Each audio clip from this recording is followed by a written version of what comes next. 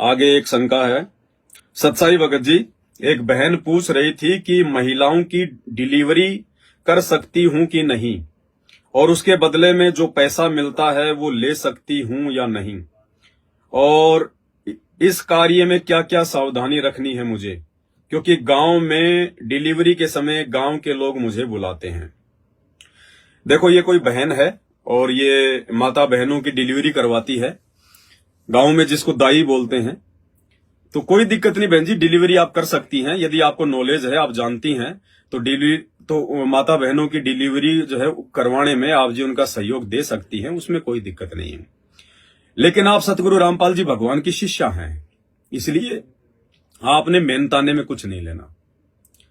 आपने डिलीवरी करवाने के बदले अगर वो आपको 100, 200, 500 रुपए देते हैं तो बहन जी आपने अब इस वीडियो को देखने के बाद में आपने बिल्कुल 1 रुपया भी नहीं लेना है।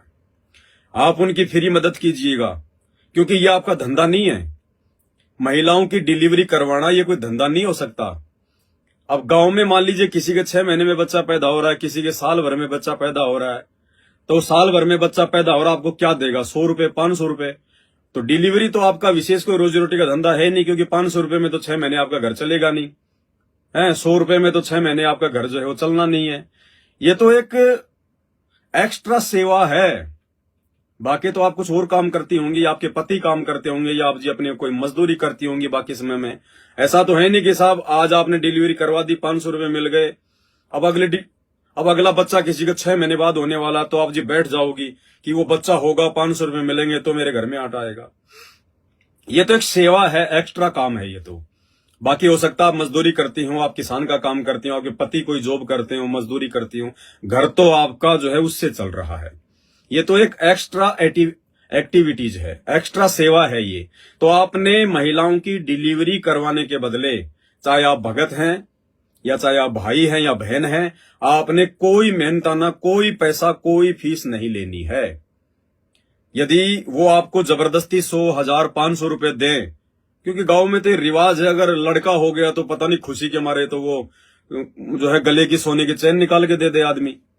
लेकिन हम संत रामपाल जी के भगत हैं, हमने एक नया पैसा भी स्वीकार नहीं करना, नया पैसा भी, भले वो अपनी जमीन जायदाद आपके नाम क्यों ना करवाए, ठोकर मार दो। उन्होंने कहा भैया मैं तो खाली एक सेवा समझ के ये काम कर रही हूं, ताकि आप लोगों को दुखी ना होना पड़े, परेशान ना होना पड़े।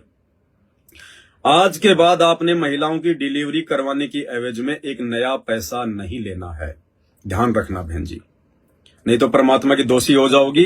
वो हराम का पैसा होगा, वो कोई मेहनत का पैसा नहीं है बहन जी। आपने कोई फावड़ा नहीं चलाना होता वहां पे, ये बात आपने ध्यान रखनी है।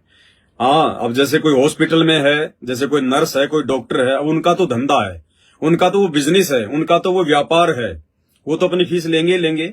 लेकिन आप गांव में रहती हैं, और गांव में कभी कभार 6 महीने, साल भर में किसी के बच्चा पैदा होता है, उस समय आपने डिलीवरी के बदले किसी से कोई रुपया, कोई पैसा, कोई अनाज, कोई गिफ्ट, कोई बख्शीश, कोई खाने पीने की चीज, कुछ भी आपने नहीं लेना है, वरना बहन जी परमात्मा नाराज होंगे, मर्यादा टूटेगी। ये बिल्कुल ज्ञान के विपरीत है।